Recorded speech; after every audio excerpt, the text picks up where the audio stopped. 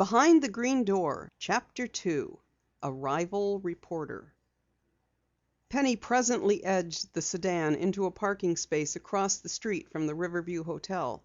As she switched off the ignition, her father said, "Better come along with me and wait in the lobby. It's cold out here." Penny followed her father into the building. The hotel was an elegant one with many services available for guests.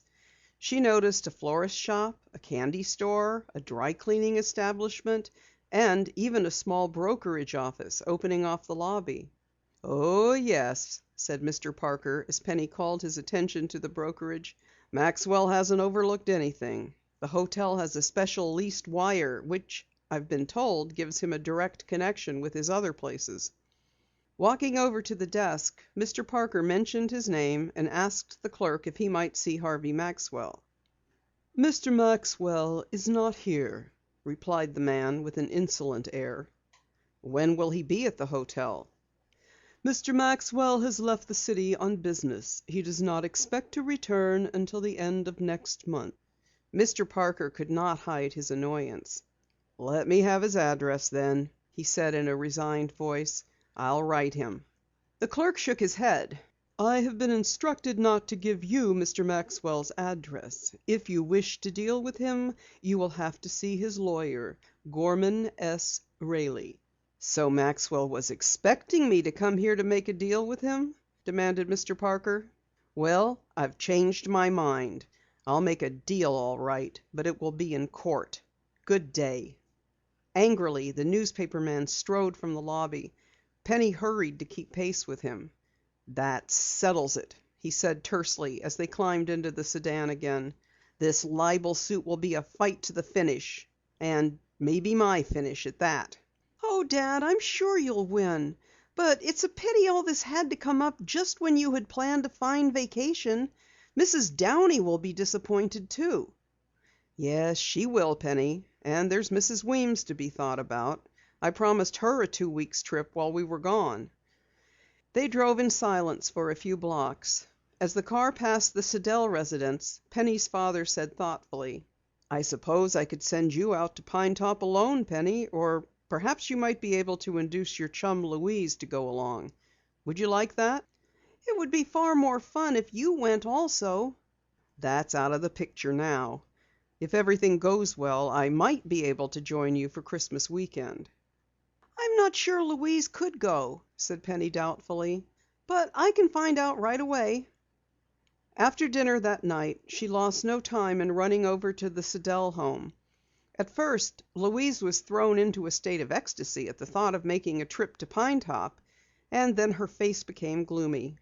"I would love it, Penny, but it's practically a waste of words to ask Mother.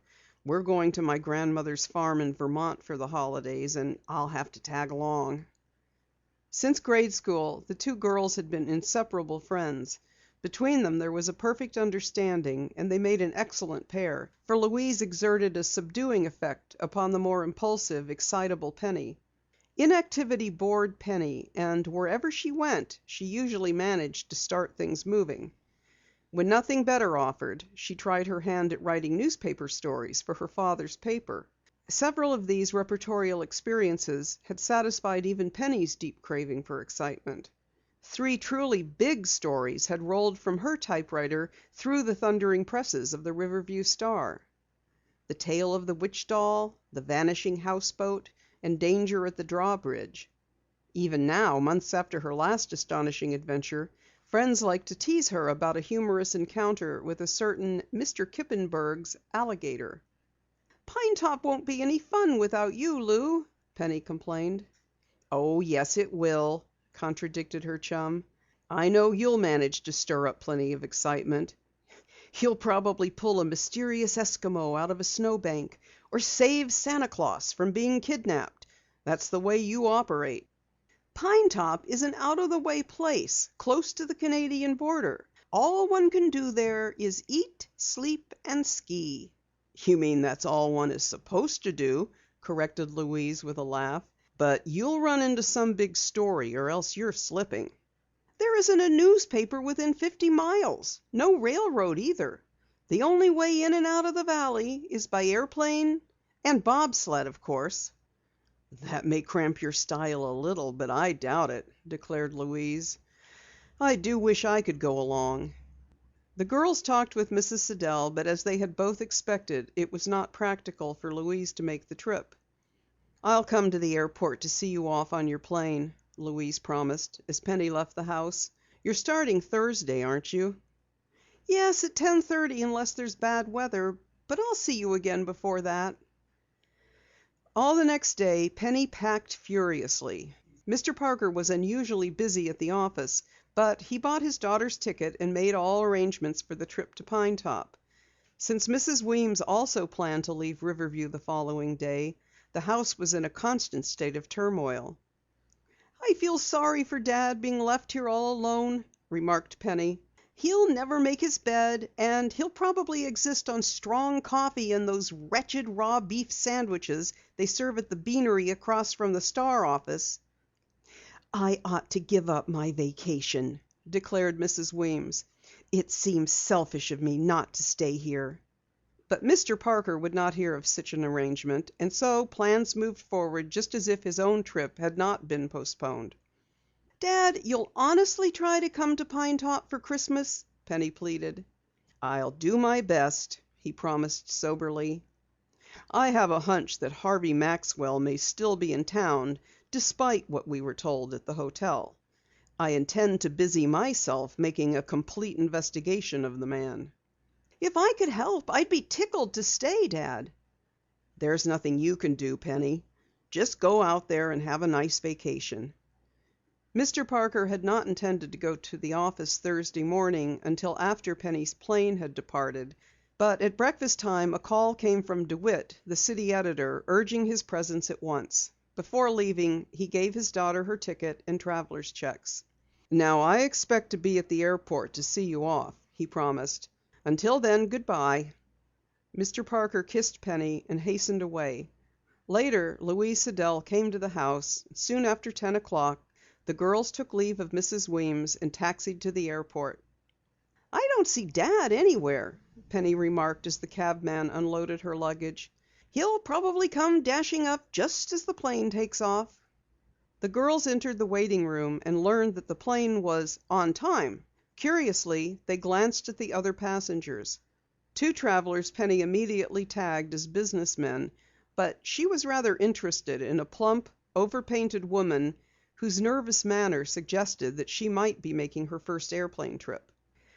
While Penny's luggage was being weighed, 2 men entered the waiting room. One was a lean, sharp-faced individual suffering from a bad cold. The other struck Penny as being vaguely familiar. He was a stout man, expensively dressed, and had a surly, condescending way of speaking to his companion. "Who are those men?" Penny whispered to Louise. "Do you know them?" Louise shook her head. "That one fellow looks like someone I've seen," Penny went on thoughtfully. "Maybe I saw his picture in a newspaper, but I can't place him." The 2 men went up to the desk and the portly one addressed the clerk curtly. "You have our reservations for Pine Top?" "Yes, sir. Just sign your name here." The clerk pushed forward paper and a pen. Paying for the tickets from a large roll of greenbacks, the 2 men went over to the opposite side of the waiting room and sat down. Penny glanced anxiously at the clock. It was 20 minutes past 10. A uniformed messenger boy entered the room, letting in a blast of cold air as he opened the door. He went over to the desk and the clerk pointed out the 2 girls. "Now what?" said Penny in a low voice. "Maybe my trip is called off." The message was for her from her father, but it was less serious than she had expected. Because an important story had broken, it would be impossible for him to leave the office. He wished her a pleasant trip west and again promised he would bend every effort toward visiting Pine Top for Christmas. Penny folded the message and slipped it into her purse. "Dad won't be able to see me off," she explained to her chum. "I was afraid when DeWitt called him this morning he would be held up." Before Louise could reply, the outside door opened once more and a girl of perhaps 22, who walked with a long, masculine gait, came in out of the cold. Penny sat up a bit straighter in her chair. "Do you see what I see?" she whispered. "Who is she?" inquired Louise curiously. "The one and only Francine Sellberg." "Which means nothing to me." "Don't tell me you haven't seen her byline in the Riverview Record. Francine would die of mortification." "Is she a reporter?" "She covers special assignments. And she is pretty good," Penny added honestly. "But not quite as good as she believes." "Wonder what she's doing here?" "I was asking myself that same question." As the two girls watched, they saw Francine's cool gaze sweep the waiting room. She did not immediately notice Penny and Louise, whose backs were partly turned to her. Her eyes rested for an instant upon the two men who previously had bought tickets to Pine Top, and a flicker of satisfaction showed upon her face.